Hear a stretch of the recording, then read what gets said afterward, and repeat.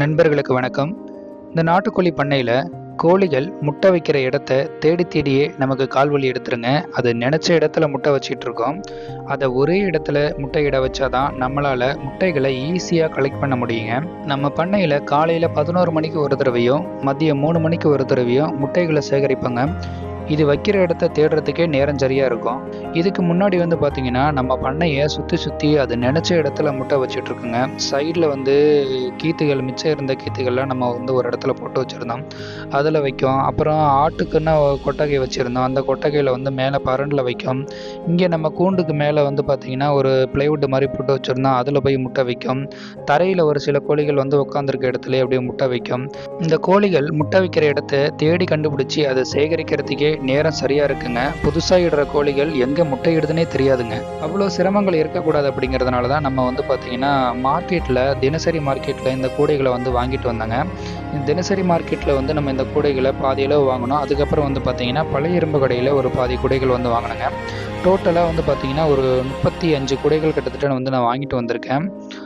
இந்த கூடைகளை நம்ம தினசரி மார்க்கெட்டில் போயிட்டு வாங்கும்போது இதோட விலை பார்த்தீங்கன்னா ஒரு கூடைக்கு 100 ரூபா சொல்லி கேட்குறாங்க. அதாவது பழைய கூடை தாங்க, ரொம்ப ஃப்ரெஷ்ஷாலாம் இருக்காது, அதிகமாக உடஞ்சி இருக்காது, ஓரளவு உடஞ்சிருக்கும். சில கூடைகள் பார்த்தீங்கன்னா சுத்தமாகவே நல்ல கூடையாகவே இருக்குங்க, 100 ரூபா சொல்லுவாங்க. நம்ம பார்த்தீங்கன்னா இதே கூடையை பழைய இரும்பு கடையில் போயிட்டு வாங்கும்போது 50 ரூபா 60 ரூபாய்க்கு நம்மளால் வாங்கிட முடியுங்க.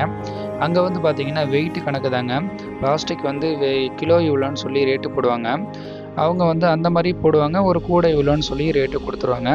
நம்ம பழைய இரும்பு கடையில் எடுத்த கூடைகள் எல்லாமே விலை பார்த்தீங்கன்னா 50 ரூபா 60 ரூபா தாங்க. மார்க்கெட்லேருந்து எடுத்துகிட்டு வந்த கூடைகள் பார்த்தீங்கன்னா 100 ரூபாங்க. இது மாதிரி நம்ம கூடைகள் எடுத்து நம்ம பண்ணைகளை யூஸ் பண்ணுறதுனால கோழிகள் தினசரி இதில் முட்டையிட்டு ஒரு பழக்கத்துக்கு வந்துருங்க.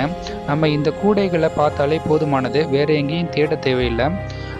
இந்த கூடைகளை வைக்கிறதுக்கு முன்னாடி கோழிகள் முட்டையிட்டு இருந்துச்சுன்னா அது அந்த இடத்துல தாங்க போய் முட்டையிடும். நம்ம அந்த கோழியோட முட்டைகளை மட்டும் அந்த இடத்துல போய் கலெக்ட் பண்ணிக்கலாம். இந்த கூடையை நம்ம கோழிகள் முட்டையிடுறதுக்காக மட்டும் இல்லாமல் அடை வைக்கிறதுக்காகவும் இதை பயன்படுத்திக்கலாம்.